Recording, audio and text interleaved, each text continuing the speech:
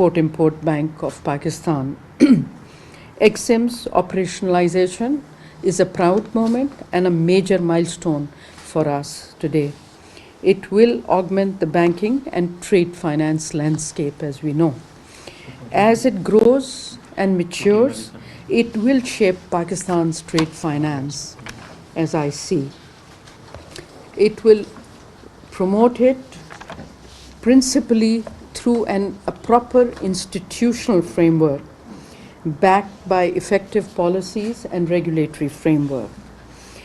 It will, of course, need to be accompanied by streamlining export policy frameworks further, because together both will be able to contribute to balance of payments sustainability that in the past has been hurt by low levels of export earnings. Let me make few points.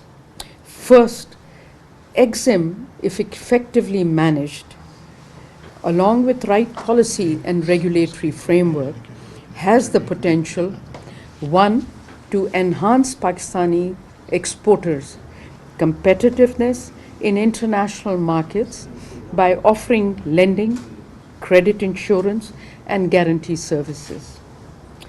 Two, create a level playing field for Pakistan's exports vis-a-vis competitors who already rely on their national ECAs or EXIMs.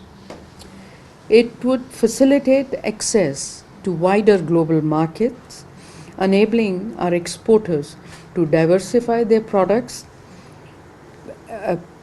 portfolios and explore new avenues. It will bring export insurance products for the first time into Pakistan. EXIM would protect exporters against risk of credit default of their foreign receivables.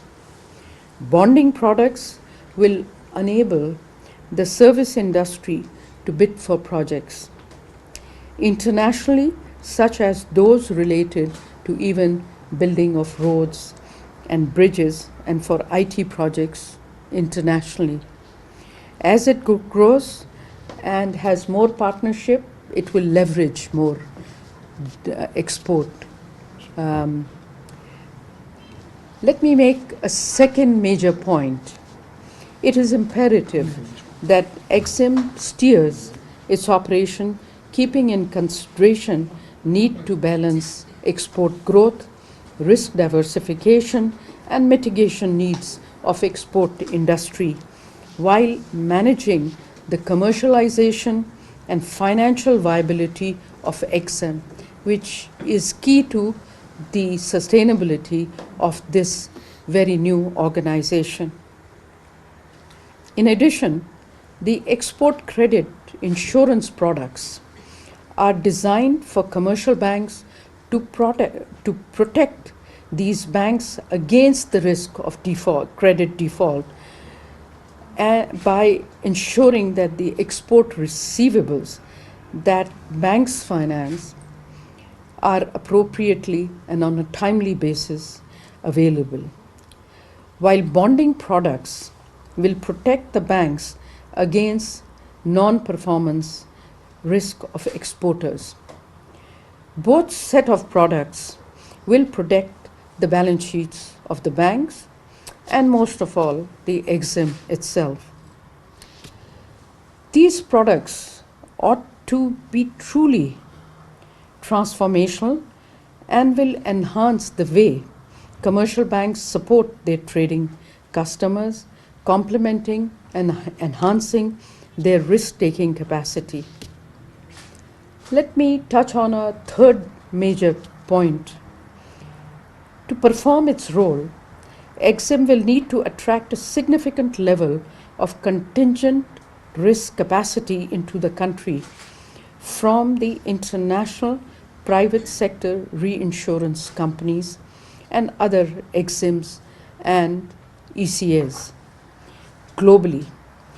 So in essence, the business model of EXIM is based also on public-private partnership with international investment grade entities, thereby ensuring to a great extent the financial feasibility of the bank. Let me make another point, the fourth point. EXIM would need to navigate itself to ensure reinforcement of its dual functions. On one hand, its core mandate is insurance, but EXIM mandate has been expanded to manage in a phased manner export finance schemes. As legally, State Bank of Pakistan cannot undertake refinancing business for a longer period. I have to really compliment the Central Bank of Pakistan that they have made sure that the institutionalization and what I would call sowing the seeds of export finance